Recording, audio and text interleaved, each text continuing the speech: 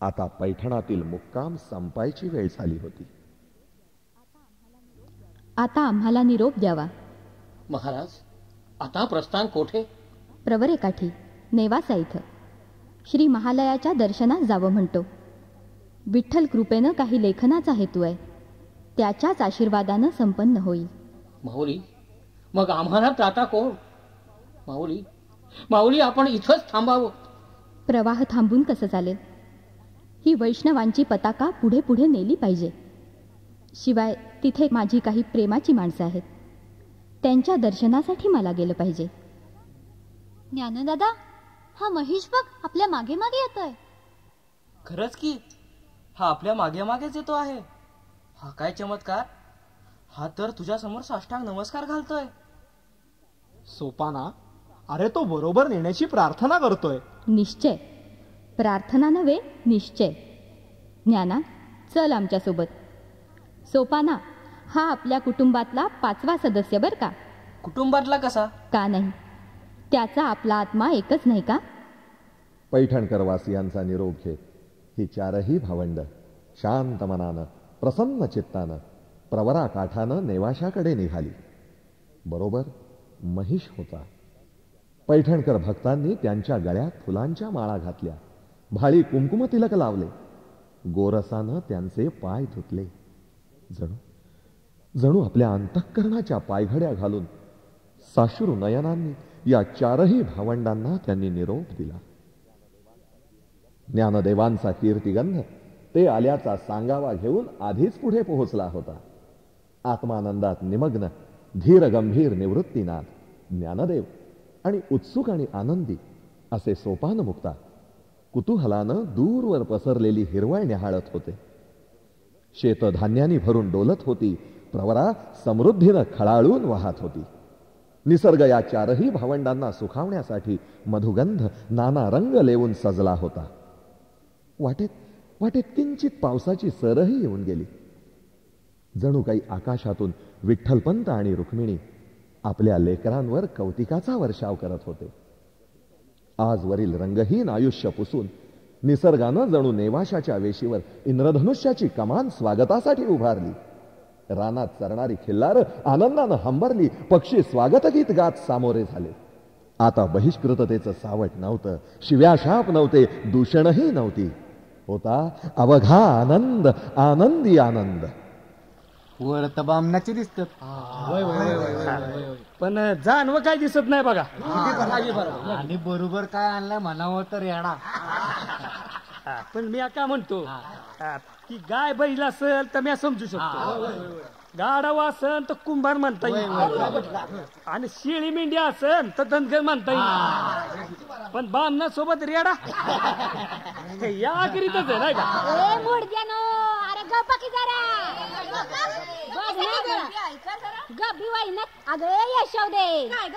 अगं ही सगळी नुसते बैल आहेत बघ, बैल टाकूया की नाही प्रकाशच शिरण बघ. हा अगं मी काय म्हणते, काय ग अगं हे पैठणीचे ज्ञानदेव तर नसतील. अगं ते ग रेड्याचे मुखी वेद म्हणवलेले. तर काय अगं ऐकलं का? काय ग अगं कालच पैठणून माणूस आला होता. काय सांगत होता की योगीराज ज्ञानेश्वर आहेत की नाही, प्रवराच्या कडाकडाने जाणार आहेत म्हणून. ज्ञानदेव महाराज की, ज्ञानदेव महाराज की, ज्ञानेश्वर महाराज की जय. दादा, नेवासा क्षेत्र जवळ आलं वाटतं. दादा, या प्रवरेस अमृतवाहिनी म्हणतात ना? होय मुक्ते. सागर मंथनानंतर देवदानवांच्या संघर्षात जी पळापळ झाली त्या योगे अमृत कुंभातील काही थेंब प्रवरेत पडले, म्हणून ही अमृतवाहिनी. त्यावेळी श्री विष्णूनं मोहिनीचं रूप घेतलं होतं, म्हणून इथे आहे मोहिनी राजाचं मंदिर. किंवा भस्मासूर वध करणाऱ्या मोहिनी रूपातील शंकराचं, मोहिनी राजाचं. म्हणजे शिव की विष्णू दोन्ही एकच नाहीत का? प्रवरेकाठी अगस्ती ऋषींचा निवास होता ना? होय, अगस्ती ऋषी प्रवरेकाठी अकोले ग्रामात राहत असत. खरं की नाही ज्ञानदेवा? निवृत्ती दादा, ज्ञानदादाचं लक्षच नाही तुझ्याकडे. ज्ञानदेवा, ज्ञानदेवा, तुझं चित्त हरवलंय कुठं? कसला विचार करतोयस? स्फूर्ती प्रबळ होतीये. अंतरात लक्ष लक्ष विजेचे झोत कोसळतायत. शब्द ब्रह्माची माळच माळ उमलतीये. एक हुंकार येतोय. एक क्षेत्री बसावं आणि लेखन करावं. देववाणी शास्त्री पंडितांच्या घरात बंदिस्त झालीये. तिची बंधनं तोडून हा ज्ञान पारिजातक मराठीच्या अंगणात लावावा. त्याच्या सुवासानं अवघा महाराष्ट्र दरवळून जावा. बहुजनांच्या भाषेत सारे शास्त्र ग्रंथ आणावेत. देववाणीचा हा ठेवा वाड्या उद्म्याच्या मुखातून बरसावा. गवळ्या शेतकऱ्याच्या गळ्यातून गावा. श्रीमद भागवतावर काही टीकात्म लिहावं. अरे ज्ञानदादा, हे तर फार मोठं कार्य. समाधी अवस्थेत मुखातून येणारे शब्द ब्रह्म लेखणीबद्ध करायला लेखनिकही तेवढाच तोला मोलाचा अधिकारी नको का? मिळेल, मिळेल मुक्ता, मिळेल. अगं, नाहीतर अवघा मराठी देश सोडून आपली पावलं प्रवरे गाठीस का वळावी? निवृत्ती दादा, भावनांचा कल्लोळ होतोय. शतसूर्यांचा दिव्य प्रकाश झळकतोय. पसरली आहे नीरव शांतता. खोल खोल गाभाऱ्यातून उमटतोय ओंकार. आत्मा शरीराबाहेर पडून मुक्त होतोय आणि माझ्याच जड देहाकडे पाहतोय. सिद्ध भेटावरून तुला गहिनीनाथांच्या गुहेत पाहिलं होतं. त्यावेळी असंच काहीसं झालं होतं. पण आज ही अवस्था शतपटीनं अधिक आहे. दादा, हीच शक्ती जागृती म्हणायची ना? हे चितकले, हे महाशक्ती, तू विचारतेस असं? तो पहा, ज्ञानदेव पाहता पाहता समाधी अवस्थेत गेलाय, स्थळ काळाच्या पलीकडे. मुक्ते, त्याची ही अवस्था संपेतोवर आपण इथंच विश्राम करू. त्याच्या साधनेत जरा सुद्धा खंड नको. श्रीराम जय राम जय जय राम. श्रीराम जय राम जय जय राम. श्रीराम जय राम जय जय राम. श्रीराम कोणी साधू पुरुष दिसतात, त्यांना नमस्कार करावा काय? कदाचित त्यामुळे माझ्या सहगमनाच्या निश्चयाचं दृढ निश्चयात रूपांतर होईल. त्यांच्या पुण्याईच्या एखाद्या अंशामुळे चिताज्वाळांचा दाह सोसण्याचं बळ येईल. दादा, ही कुणाची तरी प्रेतयात्रा दिसते. मुक्ते, अगं कोणी एक जीव नव्या जन्मासाठी निघालाय. दादा, ते बघ, बरोबर कोणी स्त्री आहे. सवाष्णीची लेणी लेऊन यात्रेसोबत चालतीये. अगं, ती सती जातीये. दादा, ती ज्ञानदादाजवळ थांबलीये.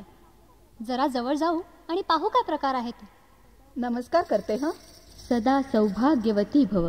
देवा रे, किती विपरीत आशीर्वाद दिलात महाराज. ज्ञानदेवा, ज्ञानदेवा, अरे जागा हो. समाधीभंग का केलात दादा? ज्ञाना, अरे सतीला सौभाग्याचा आशीर्वाद दिलास. दादा, त्यांची चौकशी करता का? कोण, कुठले? हे या गावचे कुलकर्णी आजच वारले. त्यांची पत्नी सती जाण्याच्या हेतून आली आहे. संन्याशाला पाहून रीतीप्रमाणे नमस्कार केला तर असा विपरीत आशीर्वाद दिला. माझा शब्द फोल जाणार नाही. मला मृतदेहाजवळ जाऊ द्या. बालांचं बोलणं काय मनावर घ्यायचं? त्यानं काय कुलकर्णी थोडा जिवंत होणार आहे? त्यांचं म्हणणं ऐकावं तरी. आपण मी म्हणते त्यांचं म्हणणं ऐकावं तरी. देहाची कळा अद्याप हरवली नाही. अचेतन असले तरी निष्प्राण झालेले दिसत नाहीत. कुडीत अद्याप आत्मा आहे. तिरडीच्या दोऱ्या सोडा. हातपाय मोकळे करा.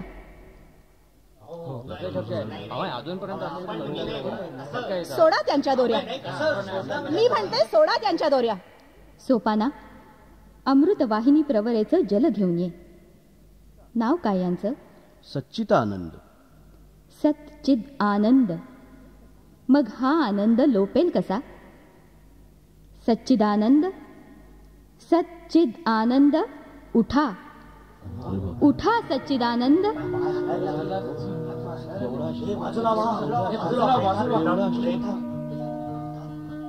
हे काय? प्रत्यक्ष यमलोकातून खेचून आणणारा महात्मा महायोगी कोण? त्यांना मला भेटवा, भेटवा मला त्यांना. हीच मूर्ती यमलोकात मला दिसली होती.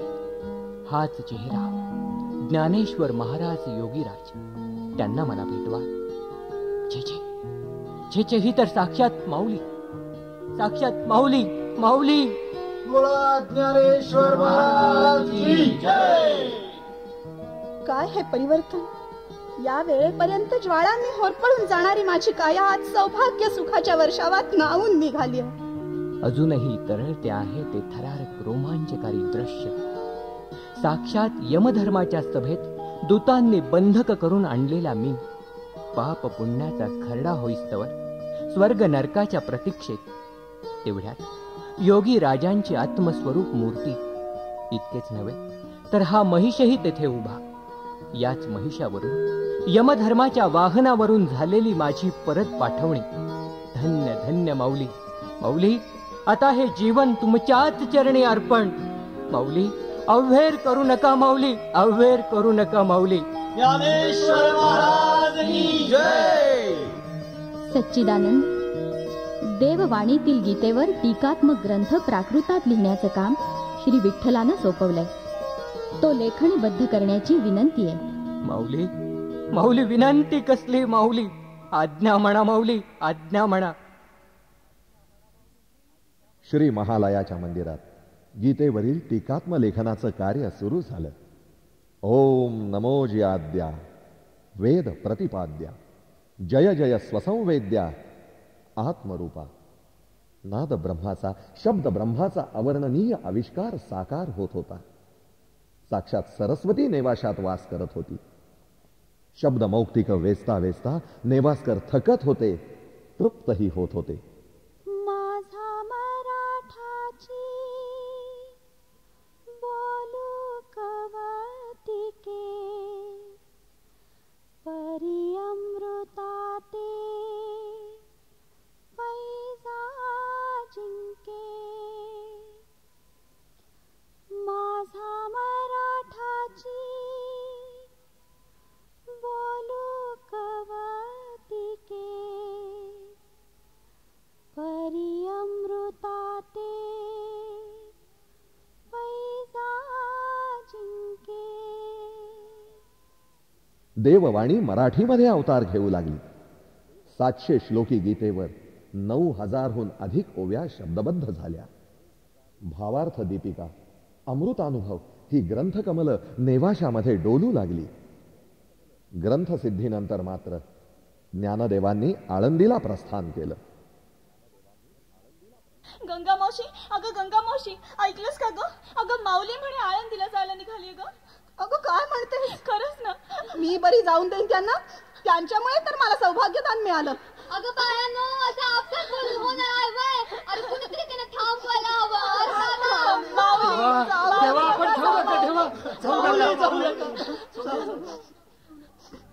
मी इथेच आहे, भावार्थ दीपिकेच्या रूपात. सच्चिदानंद बाबा रोज तिचं वाचन करतील. हा अमोल ठेवा मी इथंच ठेवून जातोय. 2 वर्षांहून अधिक काळानं ही 4ही भावंड आळंदीला येऊन पोचली. जिथून विस्थापितासारखं जावं लागलं त्याच आळंदीत सिद्धेश्वराच्या सुवर्ण पिंपळाच्या छायेखाली. आळंदी हे गाव पुण्यभूमी ठाव. आळंदी हे गाव पुण्यभूमी ठाव. दैवतांचे नाव सिद्धेश्वर. दैवतांचे नाव सिद्धेश्वर. आळंदी हे गाव पुण्यभूमी ठाव. आळंदी हे गाव पुण्यभूमी ठाव.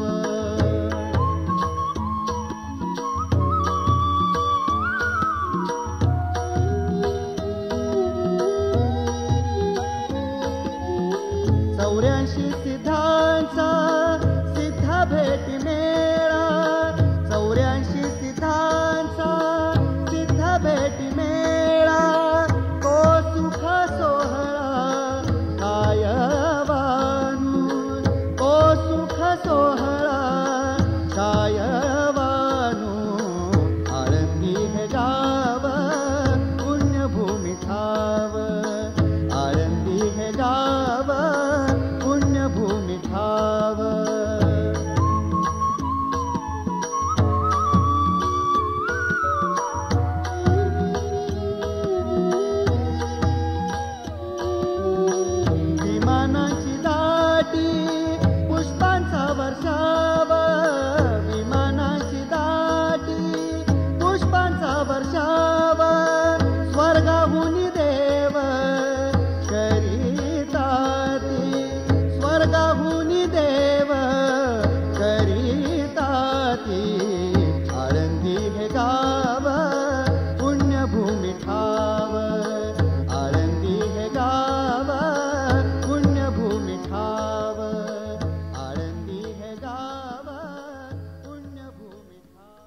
प्रथम इंद्रायणीत स्नान करू आणि सिद्धपेठावर आपल्या झोपडीत जाऊ.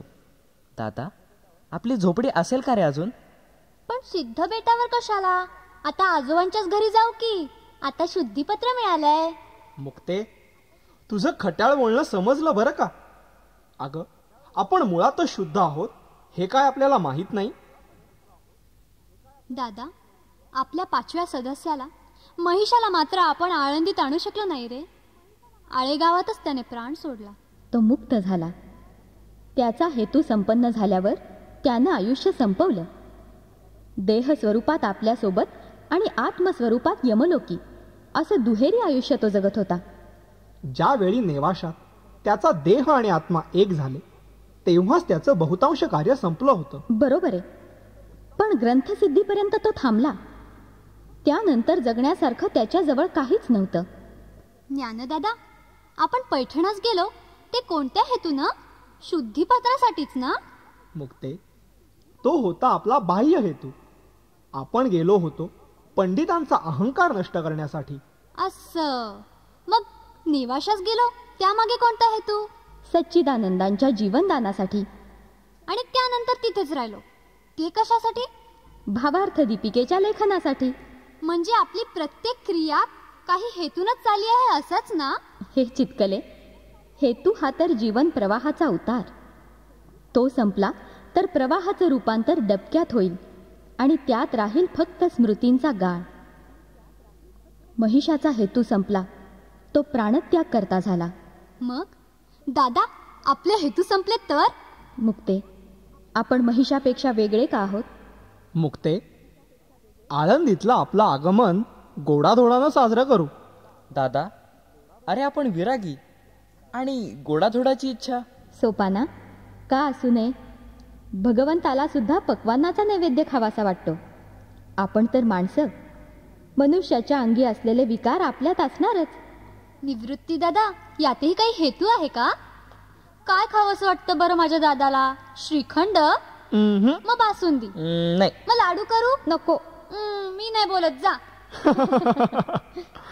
मुक्ते, मांडे करशील? मांडे? आई किती छान करायची नाही मांडे? मुक्ते, आईची आठवण आली का? ती आल्याशिवाय राहील का? जाऊ द्या. चला, आज मीच आई होते. चल सोपाना, कुंभारवाड्यावर जाऊ आणि एक छानसं खापर आणू. चल चल. अगं, मी तर केव्हापासून तयार आहे.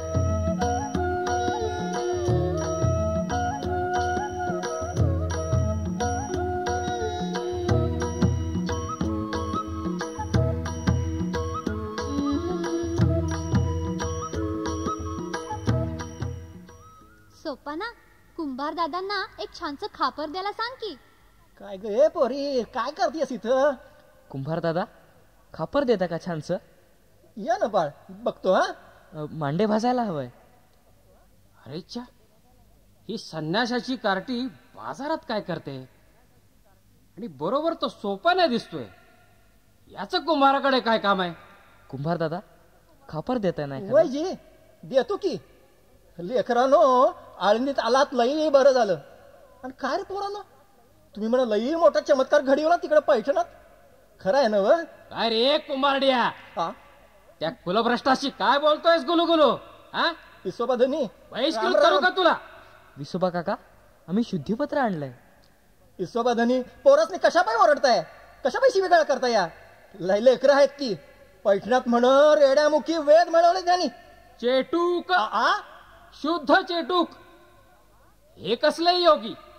हे तर मसण जोगी. आणि काय रे, मडकी कशाला पाहिजे तुम्हाला?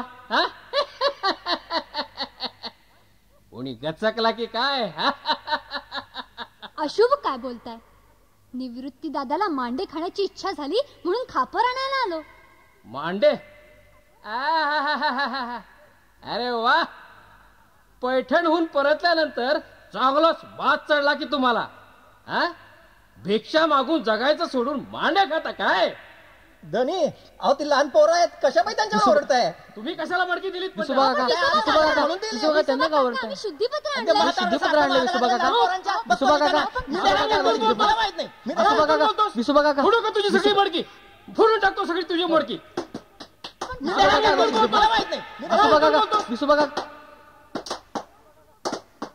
मांड्या खाता काय?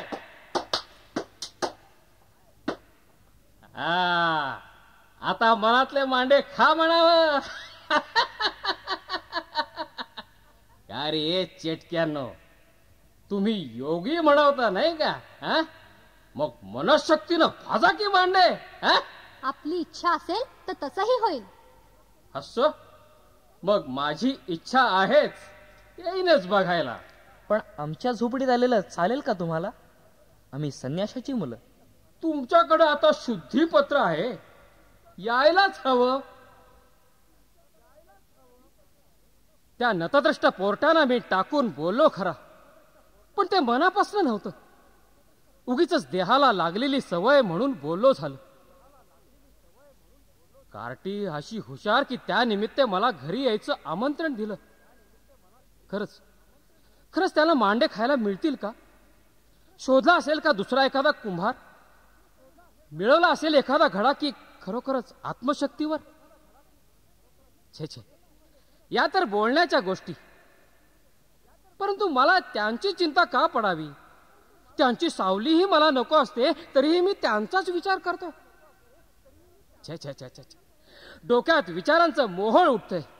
त्यापेक्षा समक्ष जावं हेच बरं. विसोबा ज्ञानदेवांच्या झोपडीजवळ आले. आजूबाजूला मांडे भाजल्याचा खमंग वास पसरला होता. उत्सुकतेनं विसोबांनी झोपडीचं दार किलकिल करून आत पाहिलं, आणि काय आश्चर्य! ज्ञानदेव ओणवे झाले होते. मुक्ता त्यांच्या पाठीवर मांडे ठेवून भाजत होती. मुक्तेच्या इवल्या हातांना त्या अंगाराचे क्वचित चटकेही बसत होते. मांडे भाजता भाजता मुक्ता आपल्या गोड कंठानं ओव्या म्हणत होती, आणि दिवली विना अवघी झोपडी प्रकाशानं भरून गेली होती.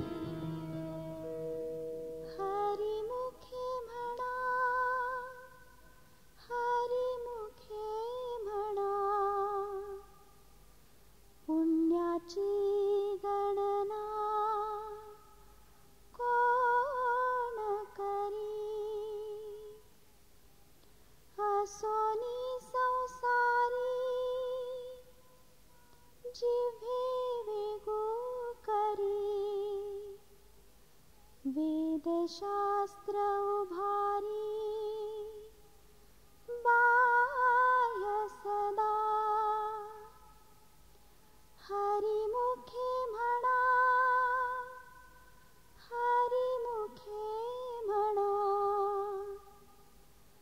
पुण्याची गणना कोण करी. विसोबा स्तंभित होऊन पाहत होते. त्यांना आपली पूर्वीची वागणूक आठवली. लाजेनं त्यांचं मन कोळपून गेलं. डोळ्यातून अश्रूंचा पूर वाहू लागला. पश्चात्ताप दग्ध विसोबांना वाटून गेलं की हे अश्रू म्हणजे त्यांच्या जीवनातली सगळ्यात पवित्र वस्तू असावी. आता मात्र त्यांना राहावलं नाही. त्यांनी पर्णकुटीचं दार ढकललं आणि आवेगानं ते आतमध्ये शिरले. कोण आहे? भूचर, जलचर की खेचर?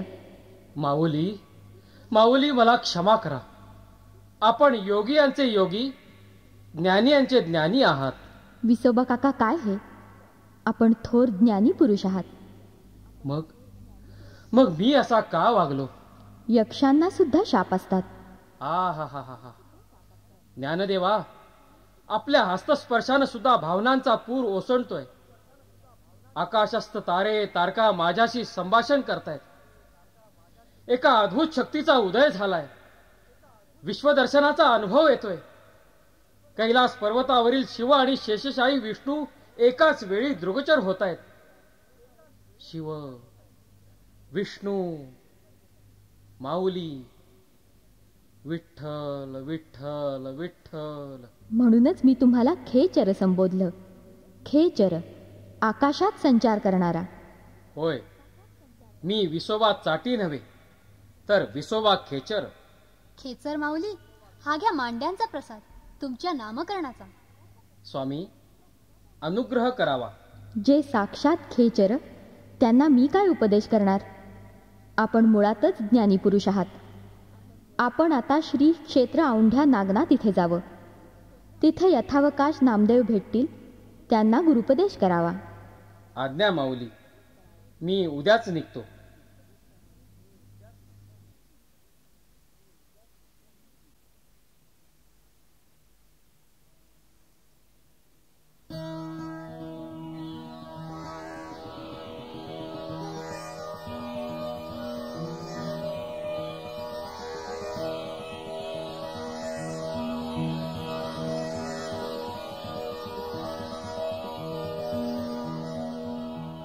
कुमार वयीन ज्ञानदेवांच्या प्रतिभेची प्रभा सर्वत्र पसरत असताना त्याच वेळी एक जरठ योगेश्वर भारतवर्षामध्ये कीर्तिमान होऊन बसला होता. चांगदेव. वय अवघ 1400 वर्ष. वयानं, ज्ञानानं, तपानं वटवृक्षासारखा विशाल आणि पुरातन. म्हणूनच चांगा वटेश्वर. योगशक्तीच्या बळावर प्रत्येक शतकाच्या अखेरीला कायाकल्प करून पुन्हा पुन्हा तारुण्य मिळवणारा महायोगी चांगदेव. पण वाढत्या तपसाधनेबरोबरच यांच्या कीर्ती सूर्याला अहंकाराची काजळी आणि आत्मप्रौढीचं ग्रहण लागलेलं होतं. इतकं की यानं आरती सुद्धा स्वतःची ऐकावी आणि स्वतःवर प्रसन्न व्हावं.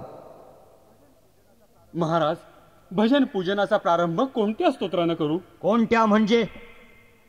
1400 वर्ष आम्ही आमच्याच आरतीनं सुरुवात करतो. हे काय तुला माहित नाही नित्यानंदा? नाही काय? हो काय? नाही, आम्ही शिष्य सामान्य, आपण योगेश्वर. आपल्या इतकं आयुष्य मिळण्या इतकं मी भाग्यवान नाही महाराज.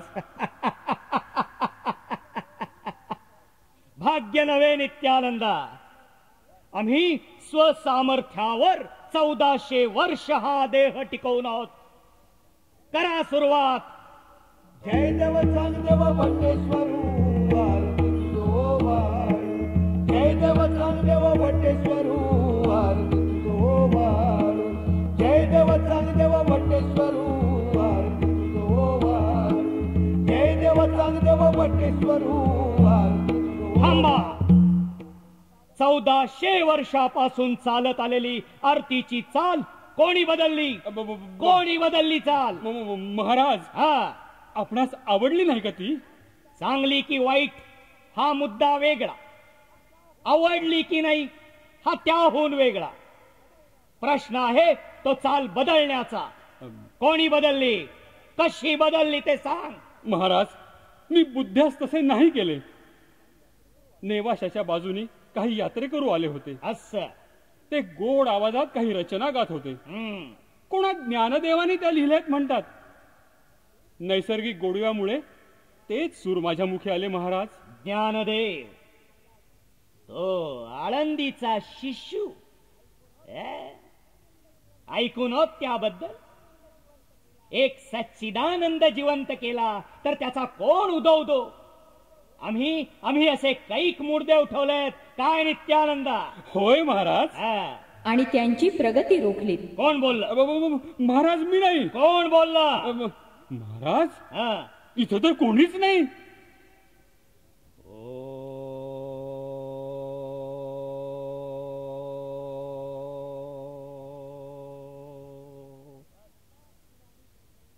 असं आकाशवाणी करतोयस होय रे ज्ञान्या?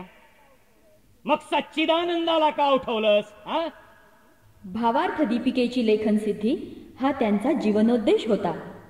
तो पूर्ण झाल्याशिवाय त्यांना मृत्यू नव्हता. मग मी उठवलेले मुर्दे काय निरुद्देश निष्फळ जगत होते? त्यांचे पुनर्जन्म अधिक प्रगल्भ होते, ते आपण रोखले. ते काय नाही, तुला चांगला खडसावलाच पाहिजे. शिष्य हो. गुरुदेव. निघा. आज्ञा गुरुदेव. उदयिक आळंदीस प्रस्थान करायचंय. वाघावर स्वार हो, सर्पाचा चाबूक घेऊन भल्या थोरल्या मिरवणुकीनं निघा. चांगदेव महाराज की जय. हे सगळं लटांबर ज्ञानदेवांना भेटायला निघालं.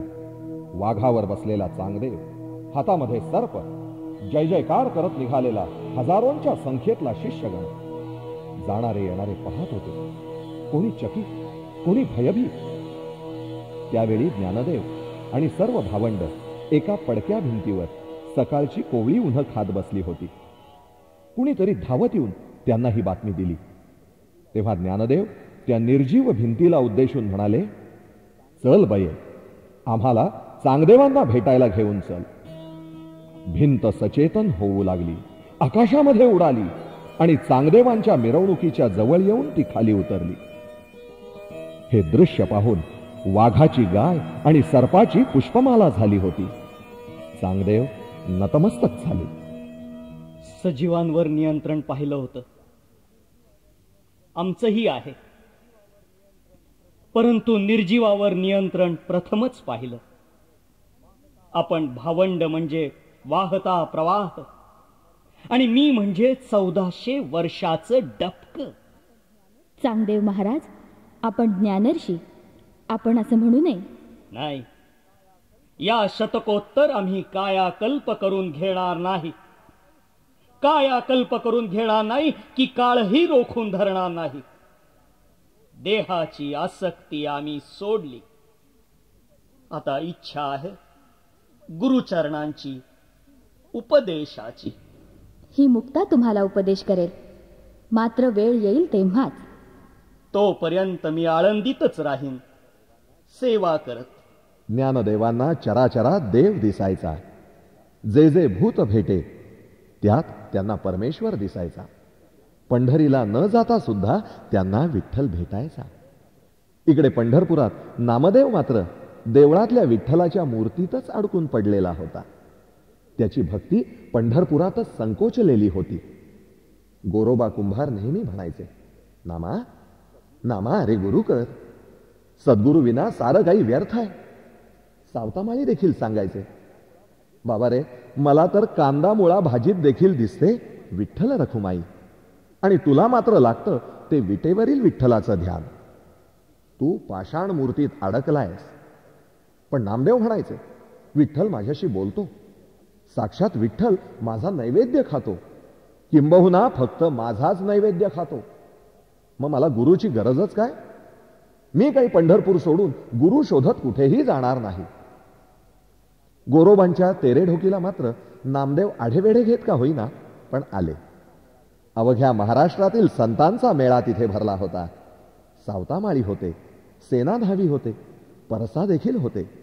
निवृत्ती, ज्ञानदेव, सोपान, मुक्ताबाई ही चारही भावंड होती.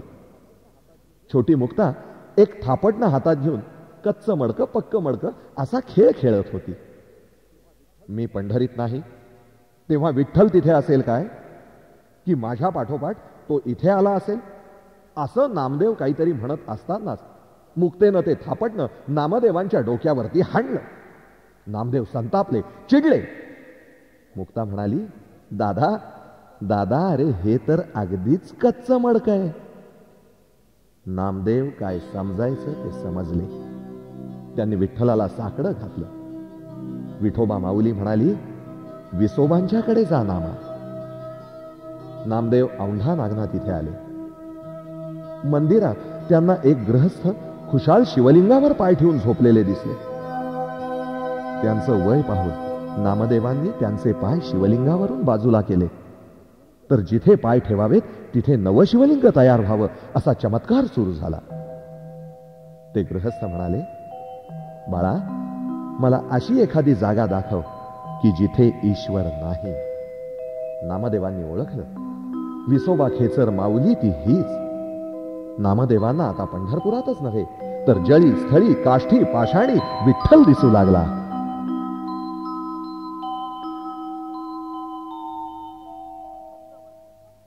कच्चा मडका, पक्का मडका, कच्चा मडका, पक्का मडका, पक्का मडका, कच्चा मडका, कच्चा मडका, पक्का मडका, पक्का, कच्चा मडका. चुकला, तू चुकलीस. तू चुकलास. अरे अरे अरे अरे अरे भांडू नका. पण दादा तूच सांग. ए दादा, तो कच्चा नामा आता पक्का झाला असेल का रे? नामदेव, होय मुक्ते. अगं गुरु कृपेनंतर ज्ञानदृष्टी होणारच. त्यांच्यावर तर साक्षात खेचरा माऊलींची कृपा. बरं का मुक्ते, आता त्यांना फक्त पंढरपुरात देव दिसणार नाही, तर सर्वत्र पंढरपूर दिसेल. नामदेव, पंढरपूर.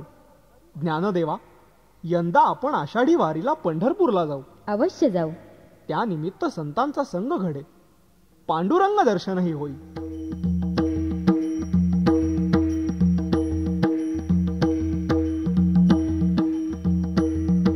म्या काय म्हणतो तात्या, म्हणजे समधी वारीला निघाल्यात. मग आपण ते जाणं ग त्यांच्या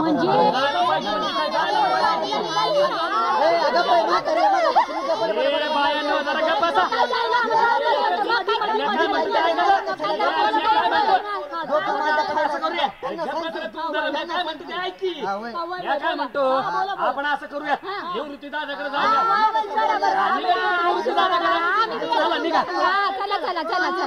निवृत्ती दादा. अरे ज्ञान, आणि तू म्हणे वारीला जाणार की ग? अगं सगळीकडे बातमी पसरली. अगं आजी, आम्ही बी येणार बघा तुमच्या संग. गप तू टावळ्या, मधी मधी मधी समजे आळंदी येणार बघा तुमच्या संग. होय होय, आम्ही बघा इंद्रायणीचा अभिषेक इटुबाला करणार. अक्षय माझ्या माय म्हणतात मनातलं बोलणे बघा. बरोबर. निवृत्ती दादा, आपल्याला एकादशीच पोचायला असेल तर 15 दिवस लागेल नाही का? पोरं बाळ, बाया बापड्या यांच्या चालीने जावं लागेल. आणि शिवाय बैलगाड्या, दान वैरण, अगं तुझी गागर बी घेऊया. अगं त्याचं मध्ये मध्ये मध्ये शांत व्हा, शांत व्हा. हे बघा, आपल्याला जे योग्य वाटेल ते आपण करा. मी काय म्हणतो, पण म्हातारी कोतारी नको आपल्या बरोबर ना. म्हणजे काय की त्यासनी झेपायचं नाही, फुकट मारायची घेऊ. तुम्ही म्हणे म्हातारी नको, म्हणे म्हातारी. हा नाही नाही, आम्ही येणार. मेलो तरी विठ्ठलाच्या दारात मरू, पण वारीला येणार.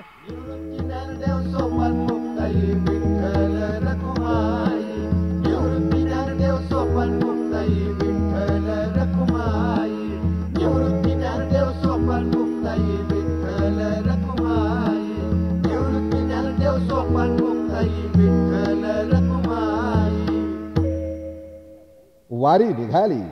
दिवस होता ज्येष्ठ वद्य दशमीचा. हा आनंद मेळा पंढरीच्या वाटेला निघाला. खांद्यावर पताका, टाळ, चिपळ्या, मृदंग, अवघा आनंदी आनंद.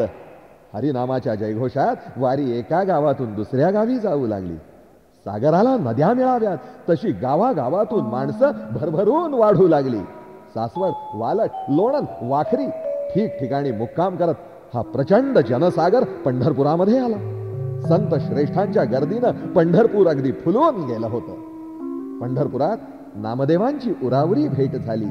सोपान मुक्तेला तिथंच ठेवून हे दोघंही काशी यात्रेला जाऊन आले. आळंदी आणि पंढरपूर विश्वेश्वराला भेटून आले.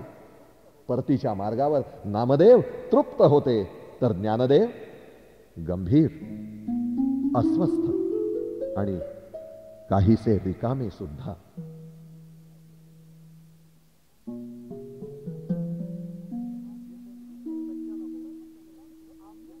सज्जन हो, आम्ही बंधुद्वय सर्व संतांसह काशी यात्रेस जाऊन आलो.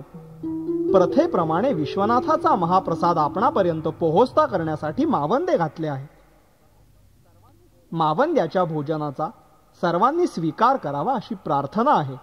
बोला नर्मदेश्वर महाराज की जय, काशी विश्वेश्वर महाराज की जय. ज्ञानदेवा, तुझ्या मनात काही खळबळ चालली आहे का? अरे, काशी यात्रेच्या मावंद्यात महाप्रसादात तुझं मन नाही. कुठंतरी हरवल्यासारखा वाटतोस. माणसात असूनही एकटा. दादा, मुक्ता नेहमी विचारायची आपल्या क्रियेत हेतू काय म्हणून. मी म्हणायचो, हेतू हा तर जीवन प्रवाहाचा उतार. आता उतार संपल्यासारखं वाटतंय. करायचं ते करून झालंय. यापुढे काही हेतू नाही. जीवनोद्देश सफल झाला. मग आता हा देह ठेवून तरी काय उपयोग. ज्ञानदेवा, ज्ञानदेवा, अरे तुला म्हणायचंय तरी काय? दादा, माझं जीवन कार्य संपलं. संजीवन समाधी घ्यावी अशी आस लागली. ज्ञाना, अरे आम्हाला सोडून जायची इच्छा तुला होते तरी कशी? आम्हाला तर याची कल्पना सुद्धा करवत नाही. जीवन कृतार्थ आहे. या नश्वर देहाला मरणाची वाट पाहायला लावत कशासाठी कष्ट व्हायचं? माझे सद्गुरू म्हणून मला अनुज्ञा द्यावी. हो म्हणा दादा, हो म्हणा. दादा नको रे असं बोलूस. तुझ्यानंतर आम्ही जगून तरी काय करणार? आदिमाये, चितकले, सारच नश्वर आहे. मीच काय, तुम्ही सुद्धा. काहीच राहणार नाही. देह राहणार नाही, पण कार्य राहील. भावार्थ दीपिका राहील, भक्ती संप्रदाय राहील, आषाढीची वारी राहील. तिच्या रूपानं मी चिरंतन आहे. बाकी सर्व संपणारे.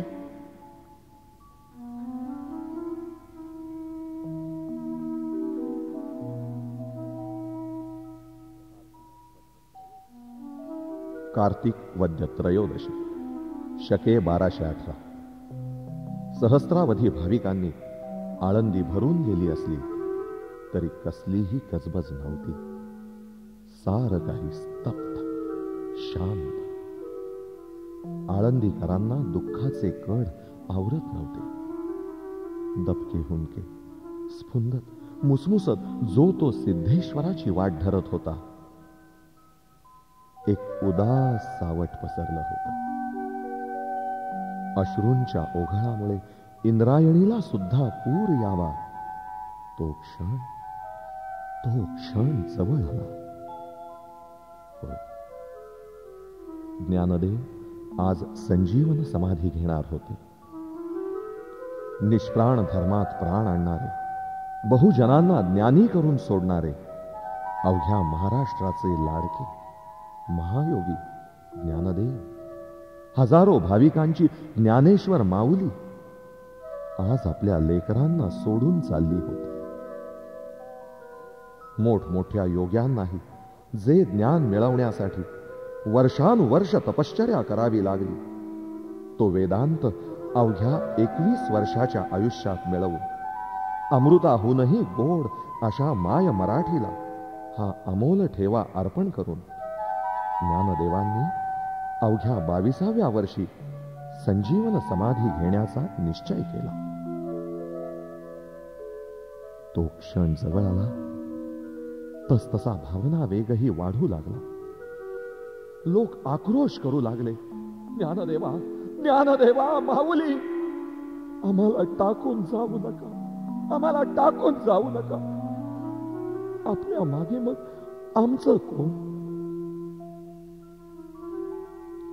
आठवणी, फक्त आठवणी. आठवणींचा महासागर एकेका लाटेसरशी मन उचंबळून येत होतं. आळंदीकर हेलावून जात होता.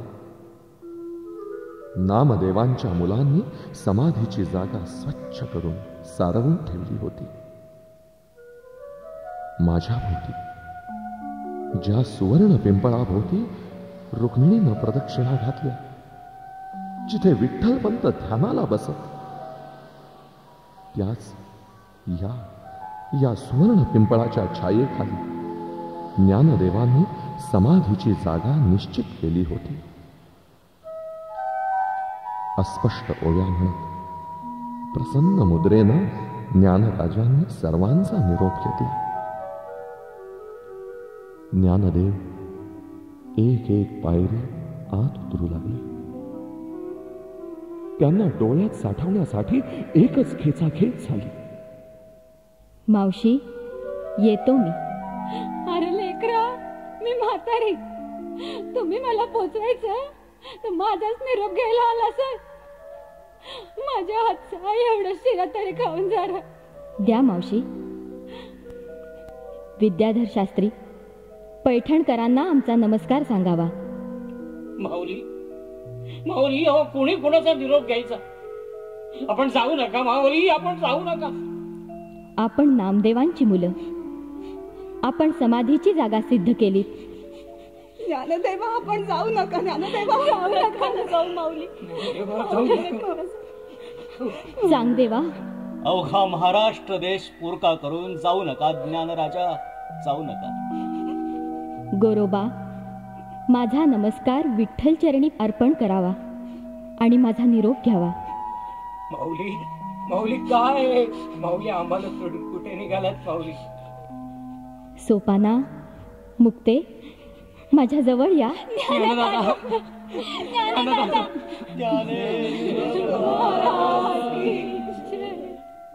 निवृत्ती दादा, अनुज्ञा द्यावी. एवढ्या विराट गर्दीतही सोपान आणि मुक्ताबाई एकाकी होते, एकटे होते. एका बाजूला ते मूकपणे आक्रंदत होते. वाटत होत, त्यांना वाटत होत की ओरडावं, ज्ञानदादा, ज्ञानदादा मागे फिर. परंतु उपयोग होणार नव्हता. ज्ञानदादा आता त्यांचा नव्हता, तो होता शिवाचा, विष्णूचा, पांडुरंगाचा. भावार्थ दीपिकेची प्रत घेऊन पद्मासन घालून ज्ञानदेव ध्यानस्थ झाले. मन घट्ट करून थरथरत्या हातांनी निवृत्तीनाथांनी समाधीवर शिळा लोटली. अजूनही समाधी स्थानातून अस्पष्ट ओव्या ऐकू येतच होत्या. एक योगी भास्कर अस्तंगत झाला. एक महापर्व संपलं. नामदेव आवेगानं शिळेजवळ आले आणि रुद्ध स्वरामध्ये ते गाऊ लागले.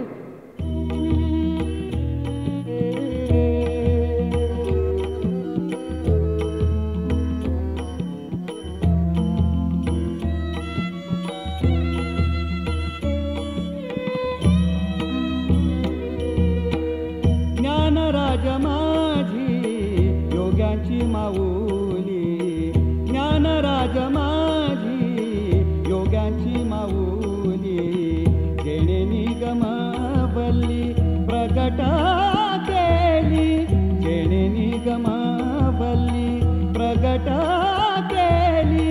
ज्ञानराज माझी योग्याची माऊली, ज्ञानराज माझी योग्याची माऊली.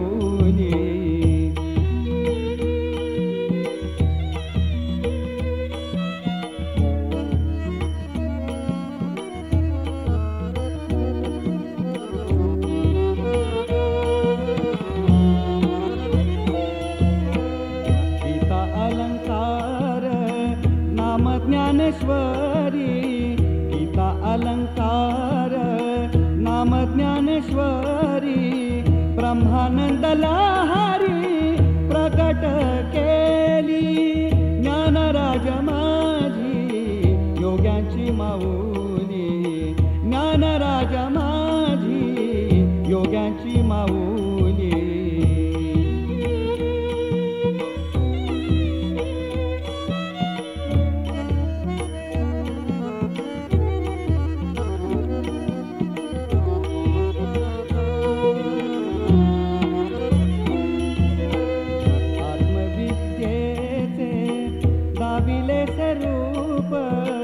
आत्मविद्येचे दाविले स्वरूप, चैतन्याचा दीप उजळला, चैतन्याचा दीप उजळला. नामा म्हणे ज्येष्ठ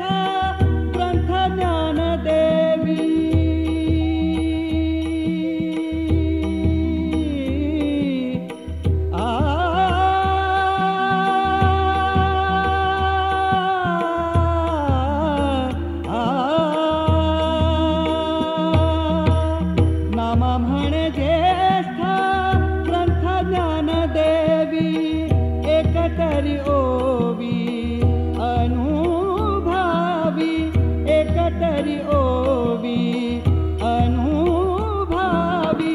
ज्ञानराज माझी योग्याची माऊली, ज्ञानराज माझी योग्याची माऊली, जेणे निगमवल्ली प्रकट केली. ज्ञानराज माझी योग्याची माऊली.